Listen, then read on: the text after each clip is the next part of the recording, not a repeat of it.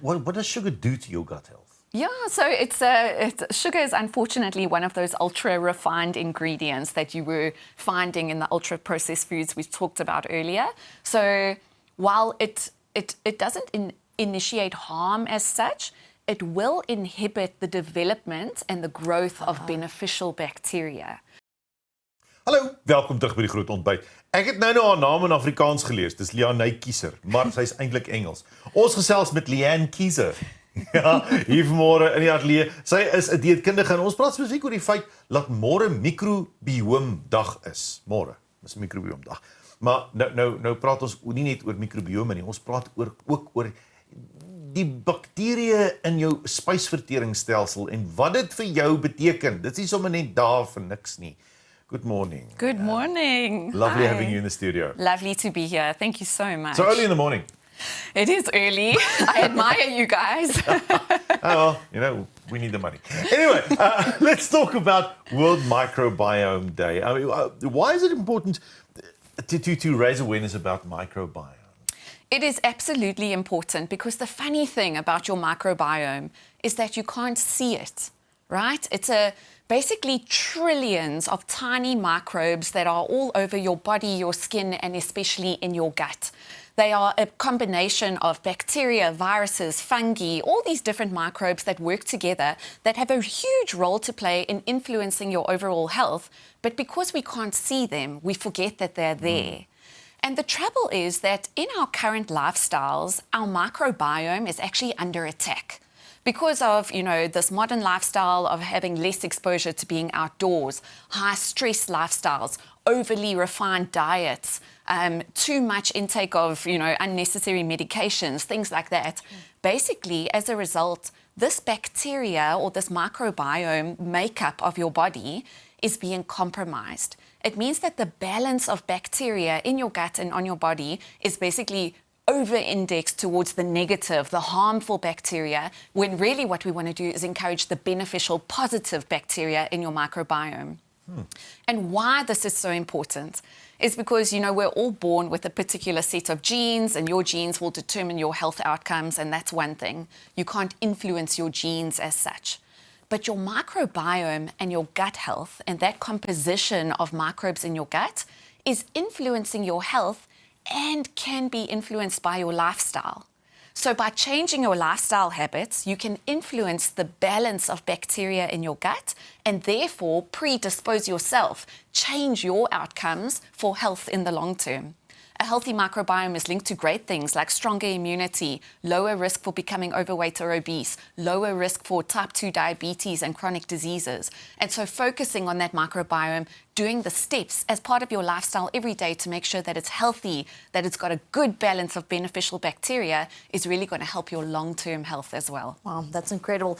And I love how you mentioned a few things of our lifestyle nowadays. The stress, the medication, the ultra-processed foods is the other thing. We're all about quick food. Everything's quick. We have no time to actually cook a proper meal.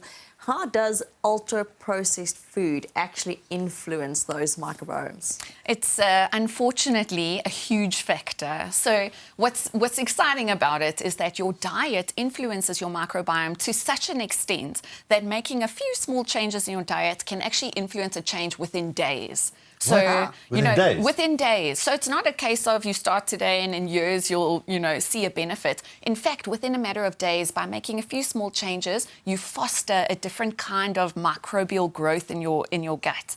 So imagine a diet which is extremely low in fiber, low in fruits and vegetables, low in those healthy biochemicals, phytochemicals that you find in fruits and vegetables, low in live cultures and beneficial bacteria.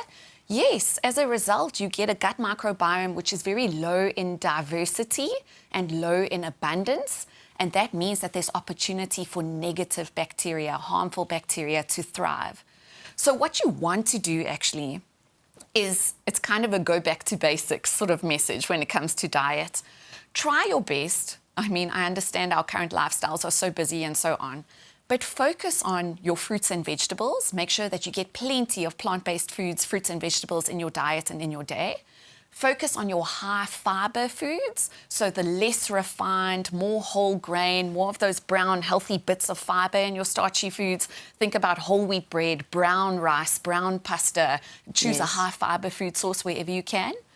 And then a forgotten food, which is really critical for gut health, is fermented foods. So things like yogurt, dairy products with live cultures in them.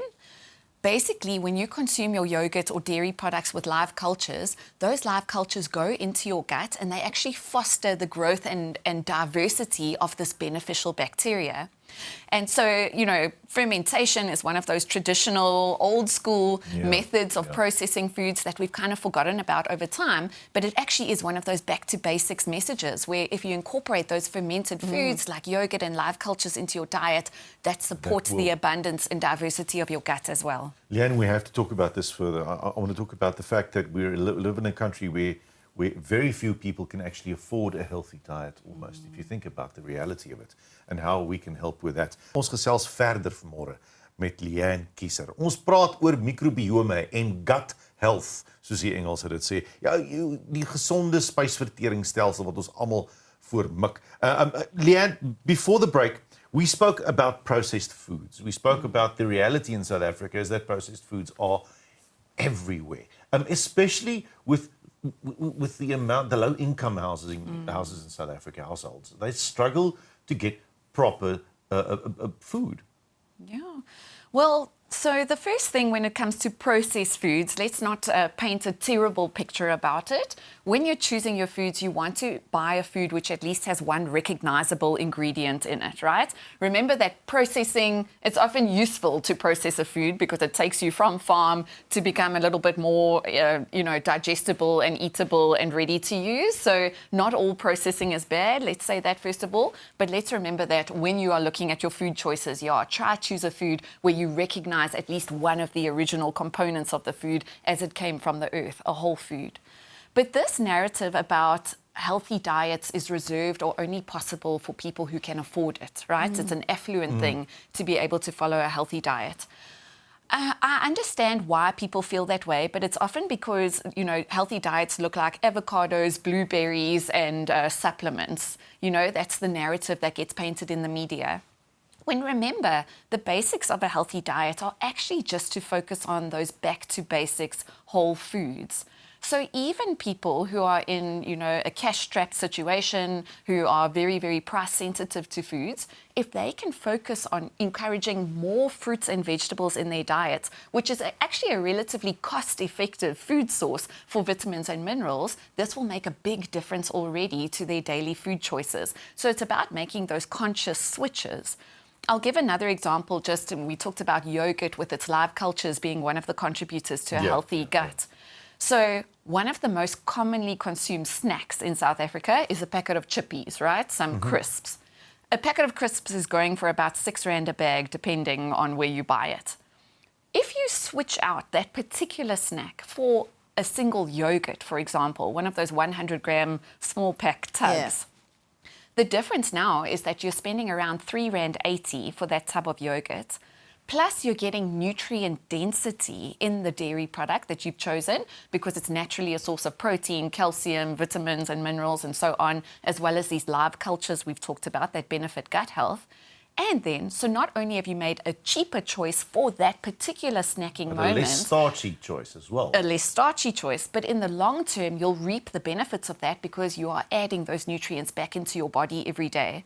So we really try and push against this narrative of, healthy diets is just for the people who can afford it. In fact, if you digest it and you break down the choices in your day for those individual snack and meal moments, and you make a conscious effort to swap in a fruit or a vegetable or a yogurt for the moment that you otherwise would have been eating a chocolate or a packet of chips, you make an enormous difference to your overall nutrient intake and the quality of your diet overall. I just don't know if I'll sacrifice the chocolate. But yes, that's a total different story. That is interesting because you're quite right. When I think of healthier, you do think of like blueberries and avos, and those are expensive things, and that kind of gives it just puts it into perspective what we can swap it out for. Yes. What role has AI and machines play for us to really know what's happening in our gut and the microbiomes? What an exciting scope that we are embarking on this AI, artificial intelligence idea. So, I work for Danone Southern Africa, and Danone globally has launched a new research and innovation a research center in Saclay in Paris. And part of what they've included as part of this research and innovation center is an artificial gut. What? Incredible.